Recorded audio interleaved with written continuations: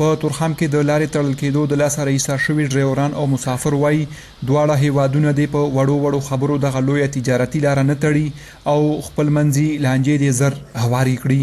افغانستان ته تلونکي مسافر وايي په تورخم کې کولاو اسمان ته شپې سبا کوي او غواړي خپل وطن ته ستانه شي.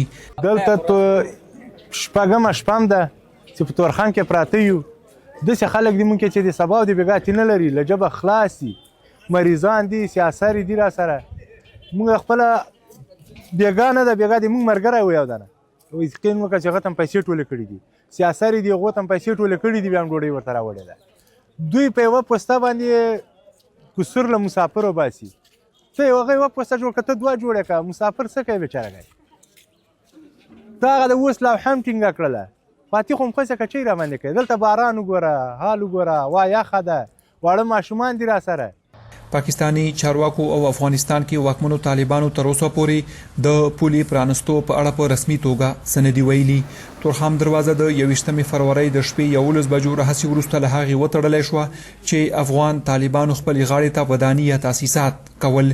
امنیتي سرچینې وایي پاکستاني چارواکو او افغان طالبانو ترمنځ دوه وارې د لارې د پرانستلو په اړه په تورخم کې ناسته شوې، خو څه نتیجه یې نه ده ورکړې. ډرایوران وایي په لاره کې د مالونو ډک ګاډو سره رایسار شوي، هره ورځ ورته تاوان وړي او مشکل یې ورځ تر بلې زیاتیږي. نو موږ د ټیرو نقصان هم میلاویږي. موږ باندې 2 لکه روپۍ کشتونه دي، نو موږ کشتونه ډېر تنګ یاستو، کشتو والا هم تنګول کوي، کاروبار ډېر زیات خراب دی. یو خو ته بارډر باندې اوړې راوړې ډېرې ورځې هم لګېږي، او بل چې داسې بارډر بند شي بیا بیخي موږ ته ډېره زیاته ستونزه میلاو شي، او نه روټۍ شته نه مانځو ځای شته. ډېر زیات تکلیف کیو. موږ د سرکاري خلکو نه ډېره مننه کوو چې موږ ته باید بارډر کولاو کړي او موږ پرېږدي او خپل خاورې ته لاړ شو. ټول ډرایوران ډېر زیات تنګ دي. سوداګرو وايي د پاکستان او افغانستان ترمنځ دوه اړخیزه تجارت 2011 کال پورې 2.6 بلین ډالر او په دې وخت کې دغه سوداګري 900 میلیون ډالر ته راښکته شوې ده.